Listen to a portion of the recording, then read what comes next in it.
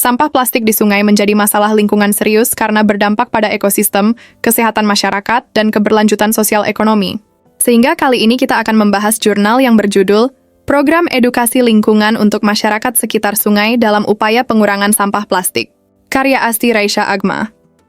Permasalahan sampah plastik saat ini menjadi salah satu isu lingkungan paling mendesak di dunia.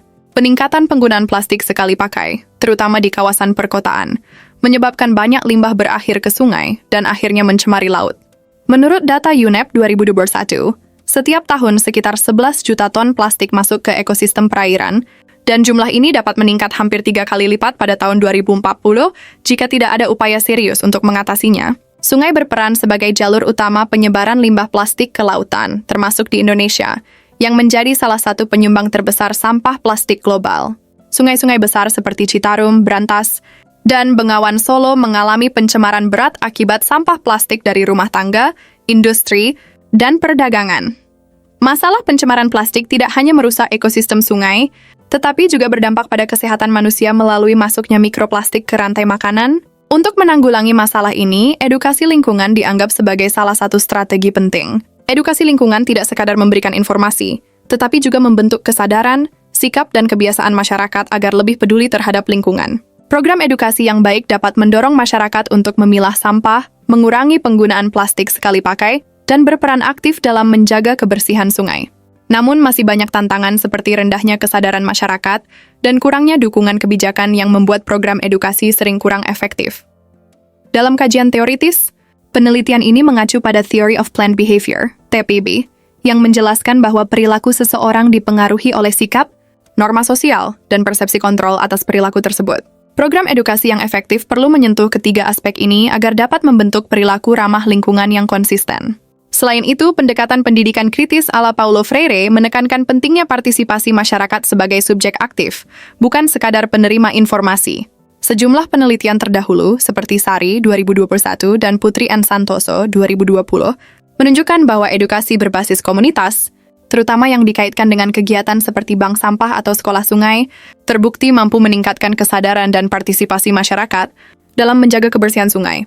Penelitian ini menggunakan pendekatan kualitatif dengan metode studi kasus di kawasan bantaran Sungai X yang memiliki tingkat pencemaran plastik tinggi.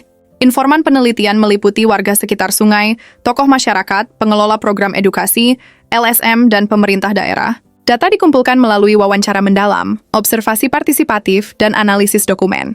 Analisis data dilakukan dengan model interaktif Miles dan Huberman, yang mencakup reduksi data, penyajian data, dan penarikan kesimpulan.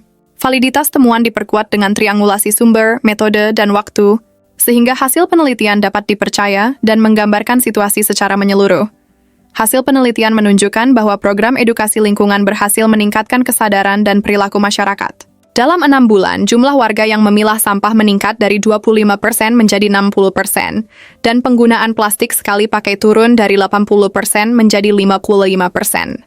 Partisipasi warga tinggi pada awal program, namun menurun saat pendampingan dan fasilitas berkurang.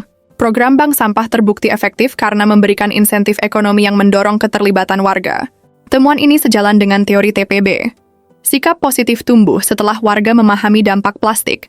Norma sosial terbentuk melalui tokoh masyarakat, dan persepsi kontrol meningkat lewat fasilitas bank sampah.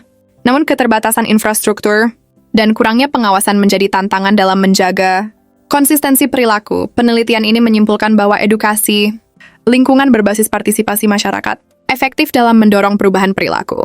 Pengelolaan sampah plastik, terutama jika disertai fasilitas memadai, insentif, dan dukungan kelembagaan. Program seperti penyuluhan, pelatihan pemilahan sampah, kampanye pengurangan plastik, dan patroli komunitas terbukti meningkatkan kepedulian dan aksi nyata masyarakat. Namun, untuk menjaga keberlanjutan, diperlukan strategi jangka panjang seperti regulasi tegas, dukungan pemerintah daerah, pemanfaatan teknologi digital untuk monitoring, serta integrasi nilai-nilai kearifan lokal. Hasil penelitian ini dapat menjadi model bagi daerah lain di Indonesia untuk mengembangkan program pengelolaan sampah berbasis masyarakat yang efektif dan berkelanjutan. Segera kirimkan naskah terbaik Anda dan bergabunglah bersama kami di Pustaka Bangsa Indonesia. Jangan lupa share ke teman-temanmu.